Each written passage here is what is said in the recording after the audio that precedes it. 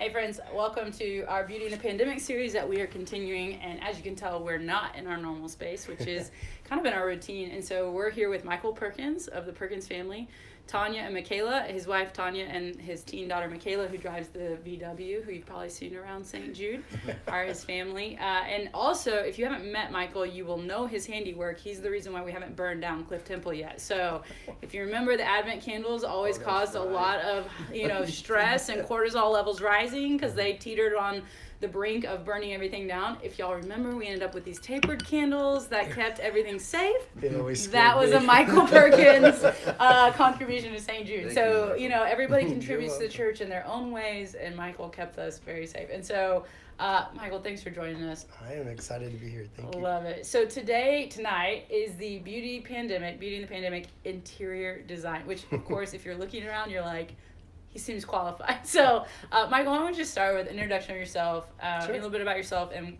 why you're an interior designer. We'll go from there. Well, okay, so I'm Michael, obviously. Married to my wife Tanya, who's walking through the room, and then we have a son also, Riley, who is about to be 21, who's in college, and then our daughter Michaela. So that's kind of all of us here. Gosh, what got me into design? Probably the first thing, I was a pretty artistic kid, but my parents had the opportunity to redecorate their house when I was a junior in high school. And they kind of knew that was a little bit of a bent for me. And so the lady who came to help do the decorating kind of took me along, made me think I was making some decisions, but, really kind of talked the process through with me as she was doing it. And that kind of was the bug. I kind of got the bug. I really wanted to be a theater too, but, my mom kind of goes, I think this one will make you a little more money. So maybe. Maybe. Yeah. I don't think she thought I had the talent. So anyhow, I ended up going into interior design in college, and what college did you attend? I went to Oklahoma State University, and I just learned this, guys. How did I not know this? Yeah. So sweet thing is they weren't FIDER accredited, which is a big deal in interior design for schools. What's FIDER stand for? I knew you were going to ask me that. Federal Interior Design Education, whatever R stands for. Okay. But what does that accreditation do? So it allows the College of Interior Design or the School of Interior Design to carry a little more clout. Okay. As far as their teaching, grants, and all kinds of things like that they would get. Right. So the years when I started as a freshman is when they started their application process. So every one of my projects took like a month to get back because my entire class's projects were taken, photographed, sent off, brought back. So they used our entire 4 years there at college for that accreditation, which was kind of fun. Yeah. Did they get accredited before you graduated? I don't think so. I think they got it the next year. But you were... I was already gone. Yeah. It's okay. It's not a big deal. But anyway, so I did that. I had done an internship during college down here in Dallas. And that's kind of what brought me back this direction. Grew up in Oklahoma, so, you either were in Oklahoma City or Tulsa. Yeah. Probably Tulsa if you were going to have lots of clients with money to spend on decorating, that kind of thing. But Dallas seemed to be a bigger draw to me. It was just a big city. I've always loved big cities, so it was where I went. Yeah. And found out very quickly because we were in the middle of a huge recession that I was not going to make any money at all. But just used other talents I had to kind of get me by. No, I'm just kidding. No, I actually am a floral designer. Oh, yeah. So I started doing that with a high-end floral studio down on McKinney Avenue. And then after a few years, I actually moved away for a little bit, but came back to Dallas. And when I came back is when I really started getting into interior design, but I did it through retail stores rather than my own business. Yeah.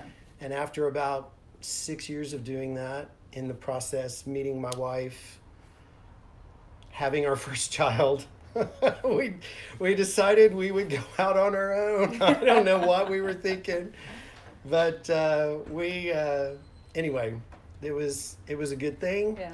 hard thing, but so Riley will be 21, so this will be my 21st business Wow. or year of business with my own company. Love That's it. great. Love it. I know part of your journey in that was, so you picked a passion field that is something you're good at and you enjoyed, and then somewhere along the way, I feel like, and correct me if I'm wrong, but maybe the Lord intervened and began to show you how your Yeah. faith is a part of that. And I'd love to hear I that.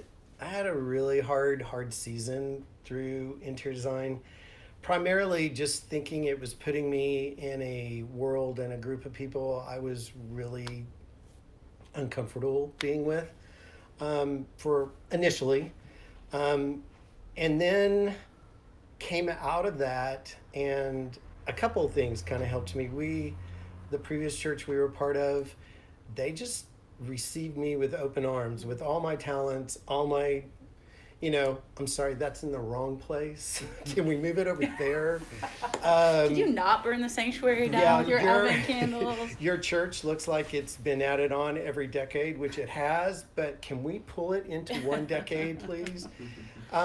They were really sweet about that, loved me with that, and through that process, especially with being a church that was very centered on people, what are we doing with our lives, Yeah. with our careers?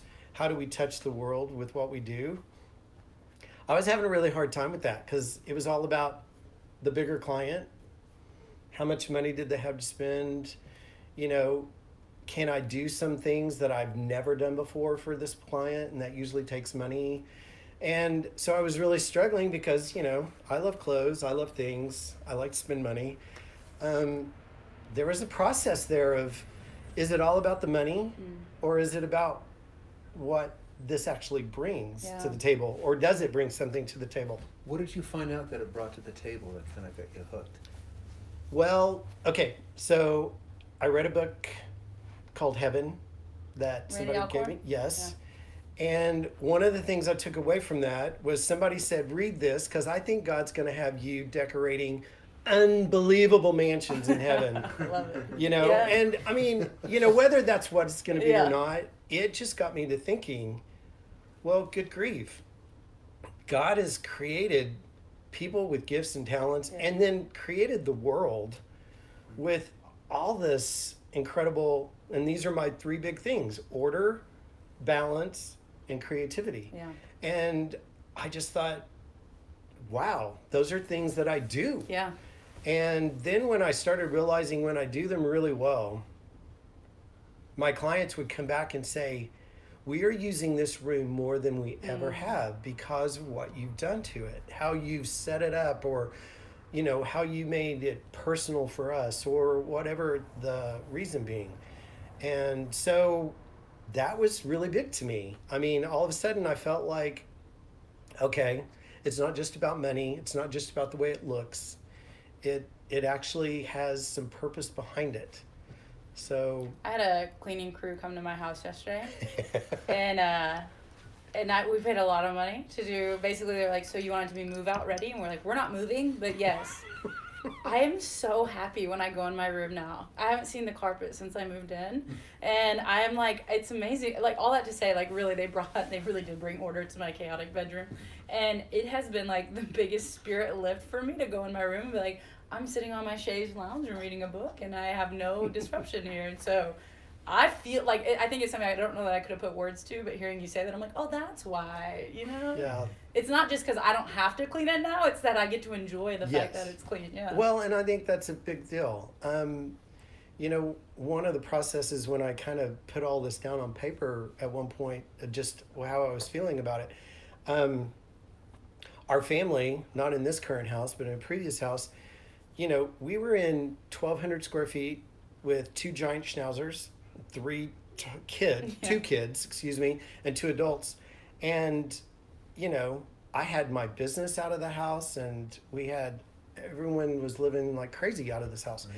And I just remember thinking, this is going to end me because I am so uncomfortable with how it feels so clogged. So we took a season, and I used to call it purging. I think it's a kind of ugly word now. So I call it editing. And so we edited, and it was amazing how freeing it was just to clear things out. And it's a hard process for most people, just because you either attach emotional things to things that you don't realize you have attached emotional purpose to them, or you think, oh, that's worth something, so I'm going to save it and try to either eBay it or something like that. Yeah. And it ends up sitting around for years and taking up space. And when we realized we are not going to touch this thing again, so let's give it away or sell it if somebody wants it, but we're going to let it have a life with somebody else. And that in itself opened up so much freedom to just see, all of a sudden we have space we didn't have. And sometimes I think that's all people need. Yeah.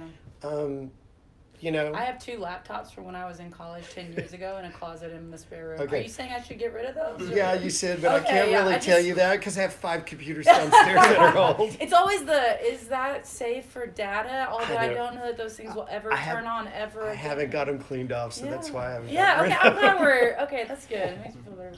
All right, so, when go you ahead. meet with folks and they say, what do we need? What can we learn from you about order, balance, and creativity?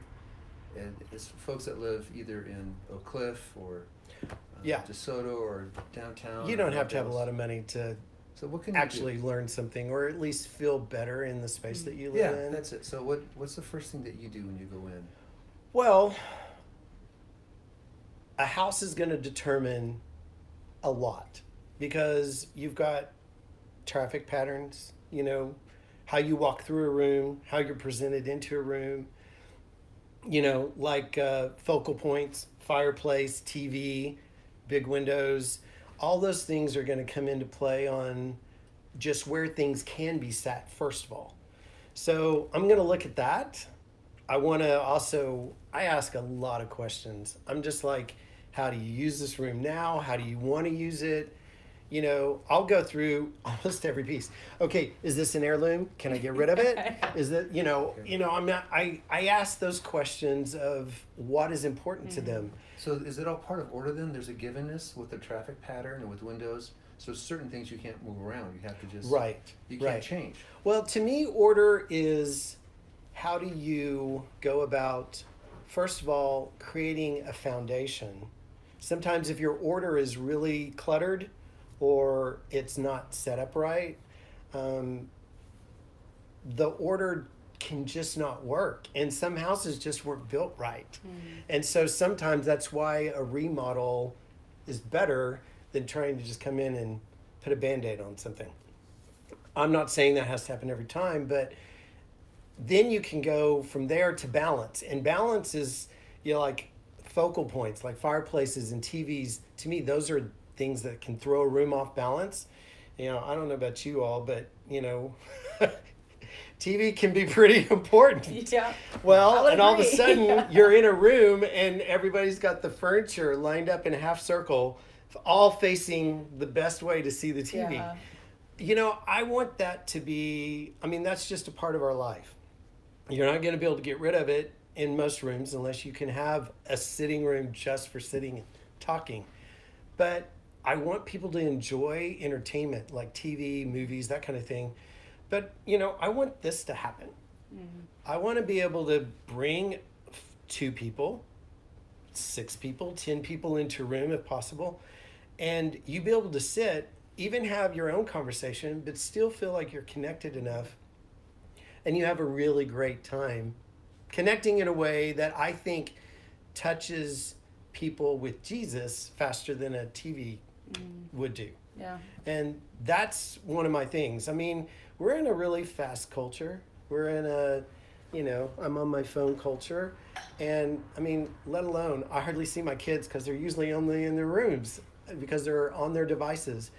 But if we can pull ourselves out of that and get us to where we're talking face to face, That's so good. then it, all of a sudden, that's why I was saying some clients who have had a formal living room that it's just been the dump all room Yeah. because they didn't know how to use it or what to do with it. When we cleaned it out and made it a place where they felt like they could comfortably come in, sit down, have a drink, talk with friends, but yet the TV was in another room, it was amazing how many times people were like, I go in there just to be quiet. I go in there when my husband and I need to have a really important conversation, get away from the kids, or, you know, when we have friends over, people find themselves gravitating back to this room because it's not as junky as the family room. Yeah. You know, it's Yeah. it's just things like that. I mean, that's where, to me, balance comes into play, and how you balance out where things are set in the room as opposed to your focal points. So when you say a focal point, it could be, you mentioned like the TV is a focal point, but not always a good one. Right. Or the fireplace is a focal point, but not a Right. good one. Like, So I mean, you I know wanna you make it can't more see in relational. this situation, but our fireplace is right there and our TV is right beside it. A lot of people are doing them up above the fireplaces, which I think is great. I mean, flat screens have changed design, you know, immensely. And not to have those 2 foot deep, 500-pound box of Yeah. TV. Yeah. It's so I'd be much terrified better. to have one above the fireplace. I'd be like, Yeah. oh, every time you Yeah. walk by, yeah. My biggest issue with putting them above fireplaces now is, you know, us guys, we like our big TVs. Yeah, that's And not big enough. what ends up Yeah. happening is, you know, you get a 60-inch TV on top of a 45-inch fireplace. I just like, we could do it better over there. So. So I'm gonna throw my roommate under the bus. When we moved into my new house, I think our television's 42-inch, and my old living room was split into 2 different living rooms. So 42 was perfect for the smaller space that we had. Then I moved into this basically I have just an open concept house, and every time I look at my TV, I'm like, it's too small. And forever she was like, it's not too small. You just are obsessed with large TVs. And then when the pandemic hit. And suddenly we were watching all the Marvel movies in a row. Our TV was too small. And I was like, thank you. And so, yeah, all that to say, the space really changed our perception of the TV. Because I never would have thought it was too small in my other house. And anything bigger than that would have been absurd to walk into that smaller room and be like, in my face. So, yeah. I get it. Totally get it. It's probably one of the biggest challenges that have, when you walk into a client and you're dealing with, they're not doing everything brand new. This Sure. is like, we want to take these items, or these items have to stay, and usually the TV is obviously one of those. What are some of the things when you say you go into a room and there's the focal points and you want to make it relational, not relational. Sorry. You want to make it relational. What are some things, little things that people can do that we do that inadvertently hinder relationship in various rooms because we put stuff in there or do things? Okay. Well, I think I don't want to take personality out of anybody's house. To me, that's how someone comes into your home and almost instantly knows who you are, is just by some of the things that you have around. Right. You know, I love a family picture ever so often. Mine are tucked around, and honestly, they're really old because my kids were babies. But anyhow, I still have them up because they're important. And I think that's important. I think, you know, if you have bookcases, I love seeing what people's bookcases are full of. Most of the time, I'm going to Half Price Books and buying books to put in people's bookcases because they don't have any. You know? I know, it's just like, I know that kills you. That. My shirt literally has books on it, and it says "Live to Learn." So, anyways, that's another pandemic series. We'll do. Well, let me tell you, I would love for people to have read the books that are in their shelves, but most It's one of the time, step closer. It's one step actually, closer. you know, they can read one at a time Yeah. after I got them set. Yeah, it is a conversation piece. I mean, because I saw a book above there, Yes. and I literally said to y'all, "Hey, that book, I've read it. Let's chat." And it's funny yeah. because I usually have to go through them at Half Price Books because there's so many romance novels. You have to like, nope, got to turn that one around. That's great. But I mean, I think that's part of it. I think sometimes your house maybe kind of lends itself in a direction. And I think if you can play off that a little bit, I think that helps.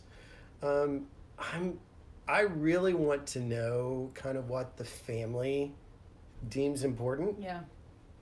I mean, once you know that, you can kind of, to me, that kind of sets where I'm going to go with fabrics and textures. And, are they not rudely cold, but I mean, like if they like a real contemporary, stark setting, well, one thing I know about them is that they're very tidy. They don't hang on to stuff. So they don't need things, knickknacks to sit around that are going to get in the way. That's just a dust catcher. So there's a part of me that's like, let's keep it clean for them. Let's make what one piece that's going on this wall be fantastic. Yeah. And then it means something to them.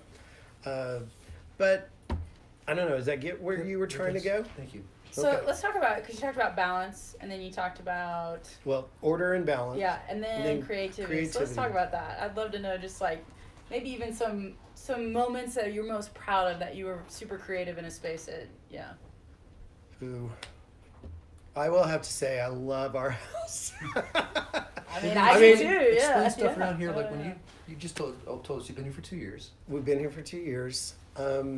What personality did you see in this house that drew you in? Well, first of all, because our daughter was going to Booker T, we needed to be in this zip code, or at least in this Dallas ISD.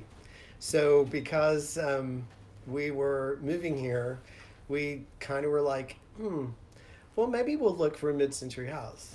So we shopped and looked, found one that, long story short, that just didn't work out.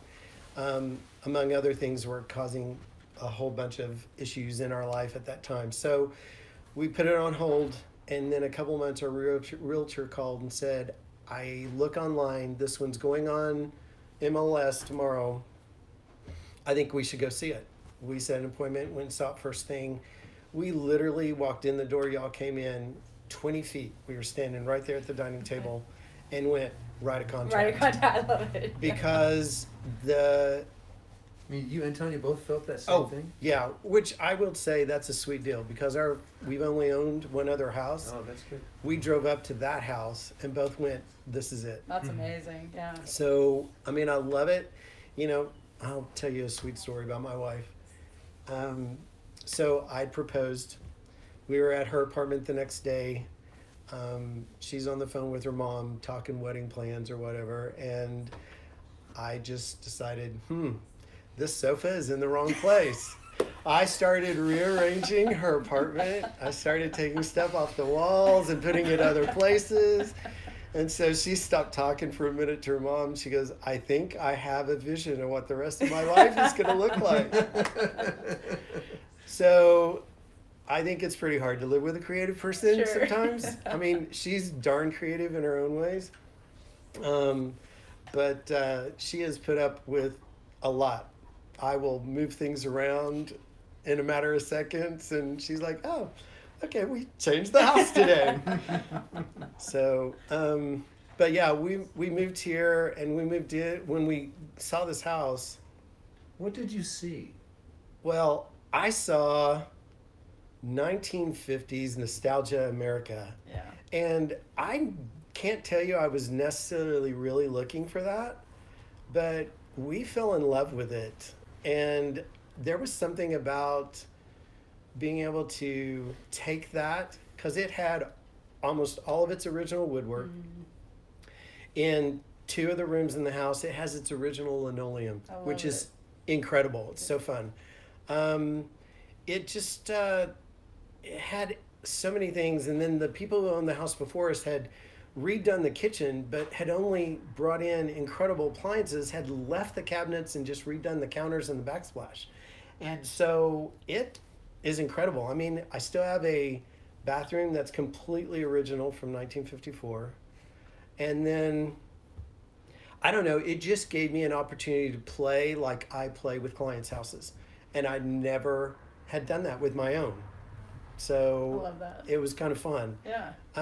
Did you have to change out furniture pieces from the previous home because of So those we had, this we had. The dining table was actually my wife's grandmother's table. Oh. And in the previous house, I had painted it gray because it was a nasty finish. Yeah. Well, I brought it here and thought, I'm going to try to refinish it. So I started stripping it down. It's this gorgeous table underneath, and it matches the woodwork Use that in the orange house. stuff from Home I Depot, used the orange goop stuff. yes, the Yeah, very- yeah, So I yeah, just stripped it yeah. all off. I'm gonna brag. Sometime when you come to my house, I'm gonna show you the one I time can't wait. redid a piece of furniture. It looks so good. Yeah. And I feel like I lucked into it, so I'm gonna brag. And then Well, I'm going to yeah. tell you, I lucked into that too. Yeah. That's my first attempt I at love refinishing something, and it If came y'all out. need to refinish furniture, there's this orange goop that, You that just Home put on it, Depot, it you just just scrapes scrapes everything it off. all. I don't get it, but it works. So yeah. Yeah. So, I don't know. There's something about usually within the first hour to 2 hours I'm with the client, I can see where they want to go, and I've already got it pictured in my head. That's cool. I wish I could just push a button and print out Yeah. what's in my head, because it would be so helpful. We haven't Because invented that yet. I know, Maybe someday. I know. One of these days, yeah. that would be really awesome. But I consider it really not only a gift, but I think it's a real joy when at the end of a project, I can look at it and go, "Yep, that's what's in my head." I love that. And I think that's the fun thing about it. The hard thing is getting that out of my head and then putting it into 3D fabrics and textures and wall coverings and furniture, and just trying to produce it for them, which, that's what business is. Yeah. You just have to do it. So. I love it. I love to just hearing you say. I have a friend who is really interested in interior design, and there's a show on HGTV that drives her crazy because she feels like the They designer all just drive her designs crazy. the same thing Yeah. over and over again. And Yeah. I told her, I was like, it's really impressive when you meet folks who they go to their client, and mid-century modern is very different than contemporary, which is Totally. very different than Yeah, on and on and on. traditional. And so I think that's really cool that you can create for your clients what it is that they want. as To me, opposed to what that's a you great want. challenge. Yeah. I mean, if I, early on, I cut my teeth on traditional. That's just primarily what's here Sure. in this part of the country. Fortunately, all these mid-century houses are becoming available, Yeah. and everyone's wanting to kind of keep some of that, but yet update it. And then we have got some incredible builders doing incredible contemporary or even transitional. And so I love the challenge of trying something new. What do you mean by transitional? It's not really traditional. Like maybe the lines of the house have a little bit more traditional flair to them, but they tend to want clean lines. Like this would be considered a transitional sofa, just because it kind of is not your traditional arm. Now in another fabric, it might look a little more contemporary. Oh. But but yet it also has a little bit of a mid-century Yeah, I was gonna say that, feel to it yeah, because of yeah, the two the- cushions and but it's a little too tall for a mid-century Yeah, sofa. it's true. The squatty furniture. That's how I can Yeah. tell. I don't. I would love to have some really great mid-century end tables, but they're all this tall.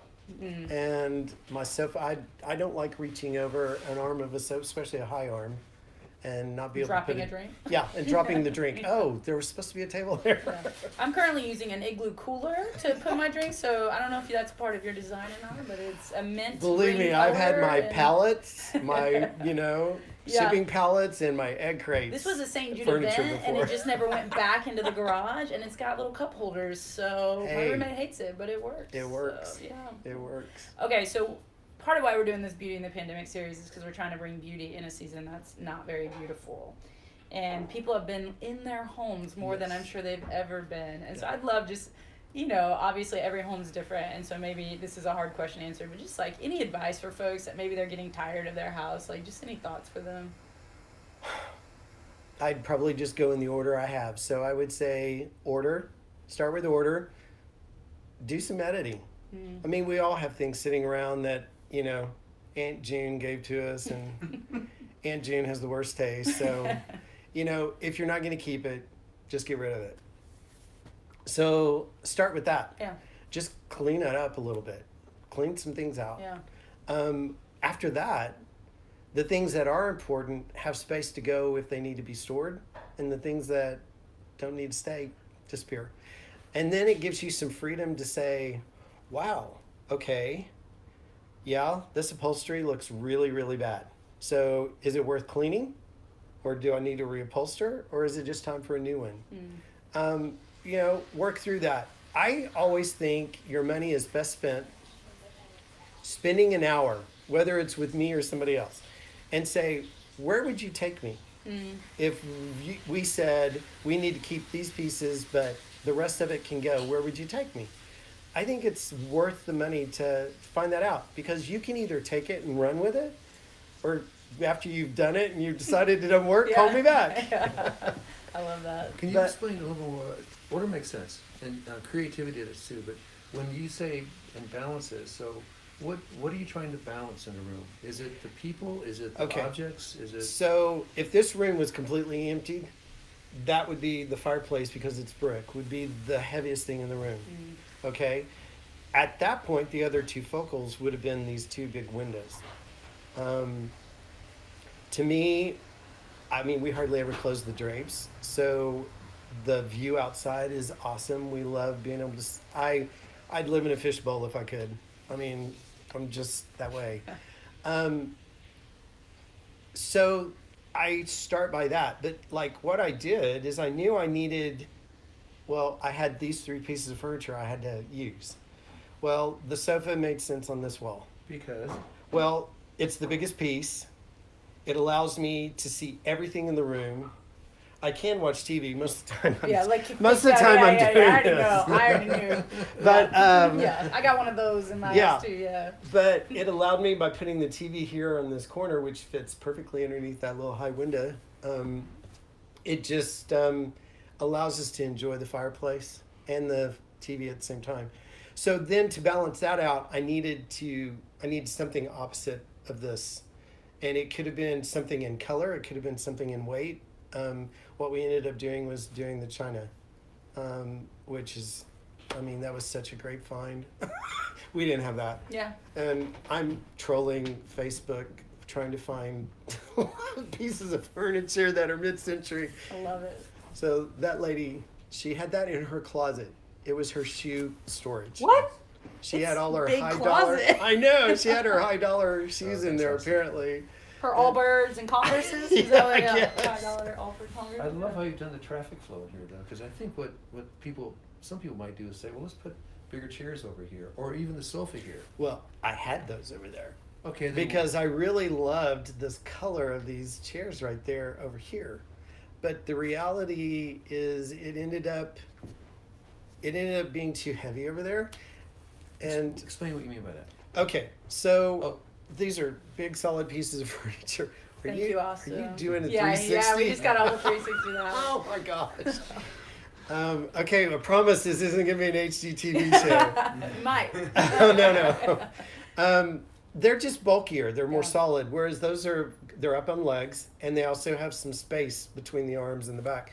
So it even though they're a heavier color, the color over there, opposite this, makes all sense. That's and the balance. That's the balance And there. also the brick and fireplace And the balances big this the way. heavier This, brick and this is balanced because this is less heavy. Than, less heavy. Okay.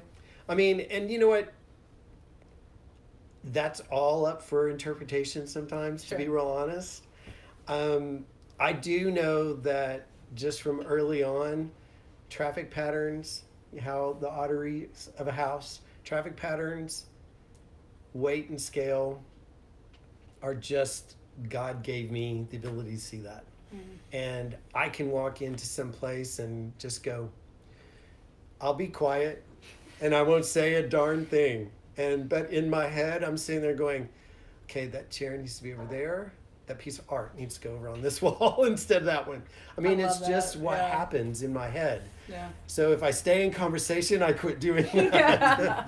I'm going to invite you over and just walk out of the room and then wait to Jeez. see what happens Well, in 20 no one's minutes. going to invite us over now. Oh, yes, they okay, are. please invite us over. Oh, I disagree. I want that energy in my home. I'd be like, come change it all. No, yeah. Oh, I love that.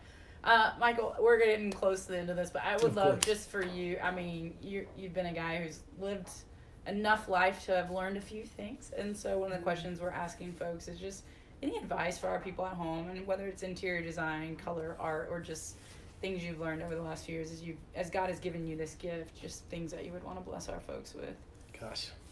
Well, first of all, I think I would want to say what a gift I feel St. Jude is, honestly. Thank you. We'll pay you for that one. No, thank you. We had been a part of another church for 25 years, and it was an incredible experience, but we needed to move on. And when you've had community for 25 years that have known you from being single to being married with kids, and then you have to leave that, and then you come searching for whatever there is. And honestly, at this season in our life, there were a lot of other things that were becoming very, very important that we didn't realize were happening while we were there, which is a sense of justice, a love for the community. You know, there's just a lot of things in our world. It's a very artistic world, and there's a lot of people who are hurting and who are being judged and who are being ostracized. And, you know, they need you to love them. And so I appreciate that about St. Jude, because first of all, I think y'all's leadership just fosters that. Thank you. I feel like you encourage us to stand up for justice and to love our neighbor, and unapologetically love your neighbor. And that doesn't matter who your neighbor is, which I really, really appreciate that. As far as, you know, I've known God pretty much all my life. I've grown up in a Christian home. I will say I was 30 before I got to know the Holy Spirit. And that dramatically changed my life. And so I'm saying, if you think you love Jesus but you don't know the Spirit, I would want you to seek after that, because I think it changes you. That's so good. So It's so good when you consider the fact that the first instance in the Old Testament we have of the Holy Spirit falling upon a person, it was the interior designers for the tabernacle. So I feel like that was like really good synergy this then. And I've been trying to rack my brain this whole time, and I want to say it's Othniel, and I'm going to be wrong, but I just figured I would toss that out there. I'm going to go look it up. Right? Austin, you remember, or Martin, the names of the... That's one. Okay, so one? there we go. Got one of them right. I don't know them. Yeah. Sorry, I don't know If you them. go to the book of Exodus, when God is telling the people, I want you to build a tabernacle, there is Finding so the much, craftsman. you know what? There's order, there's creativity, there's balance. Exactly. And There's also beauty, not utility. I think one of the Yeah. pillars has no support. It's just there because it's beautiful. yeah. If you go to Israel, you can go out into the desert, and they built a real life size replica of it, and it's staggering. And it's something that God for the people created, and there's this, it is both functional and beautiful and creative. And when they're told to build it, He puts these two men in charge, and it says the Spirit comes upon them and gives them the ability to do this. And so I've had many interior design friends over the year that have reminded me that when we get to heaven, my job will no longer matter, but theirs will. And I'm like, that's good theology. So I'll be staying at y'all's mansions when we get to the new heavens and the new earth, and I totally agree with that. So, Martin, any last questions or thoughts? No, we just really appreciate you, Michael, and your family. Thank you. I And your love you guys, generosity. and we're so thankful to be at St. Jude. I love that. Me too. I know. I love it. I love it. Well, hey, friends, if nobody's told you today that they love you, we do. But more importantly, God does. And we hope just as this comes to you all, you guys continue to receive these beauty in the pandemics as for what they are. It's the gift that God has given to St. Jude through our people. I'm like Michael's one, and next week we're going to have Jonathan Hodges, who's obviously a very gifted musician. Martin and I just are blown away at the gifts that God has brought to St. Jude, and then to be able to capture that in a season of so much darkness and difficulty is, I know it's been energizing me, and so I hope it's doing the same for you all. So thank you so much for being a part of that. Thanks and for being in my home. love it. Thanks for being so approachable. And everybody, Michael is this approachable if you have any questions. Yeah, truly. Yeah, really. I mean, Seek yeah. him out. Yeah, we Just to don't do this for self-promotion, and you're not doing it for self-promotion. But no. yeah, if you have questions or want to take them up on that, ask somebody where you would go. or maybe just invite him to your house and leave and see if he rearranges it, and you know, maybe that'll happen for you. So yeah, It might. I love it. Well, peace and grace, friends, and we'll see you next week when we do this again. Godspeed, everybody.